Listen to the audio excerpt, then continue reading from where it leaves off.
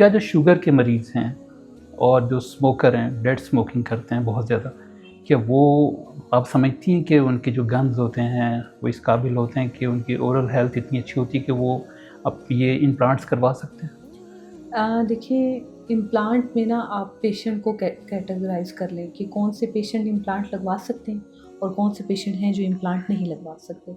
तो सबसे पहले तो आपने पेशेंट को देखना है कि पेशेंट को डायबिटीज़ तो नहीं है। अगर तो डायबिटीज़ है तो वो कंट्रोल्ड है या अनकंट्रोल्ड है। अगर तो कंट्रोल्ड है तो हम ऑप्शन ले सकते हैं, लेकिन अगर अनकंट्रोल्ड डायबिटीज़ है तो उस केस में इम्प्लांट 100% फेलियर में जाएगा।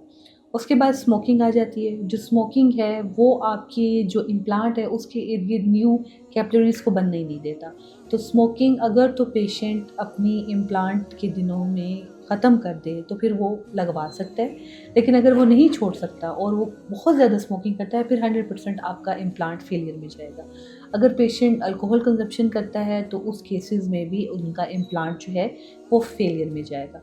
अगर एक पेशेंट ऐसा है जिसको कोई ऑटोइम्यून डिज़ीज़ है, तो उस केसेज़ में आपकी जो इम्यून सिस्टम है वो रिस्पॉन्स ही नहीं करेगा, हीलिंग ही नहीं होगी, इम्प्लांट फेलियर में चला जाएगा।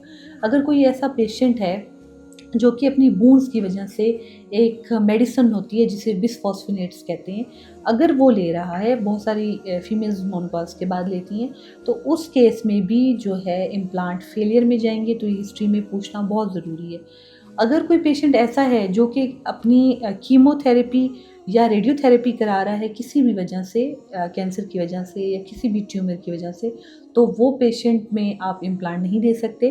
वो भी इम्प्लांट फेलियर में जाएगा जब तक कि ये दोनों चीज़ें उसकी बंद नहीं हो जाती और उसको ऑन्कोलॉजिस्ट आपको इजाज़त नहीं देता कि आप इम्प्लांट लगा सकते हैं। ये वजह क्यों है?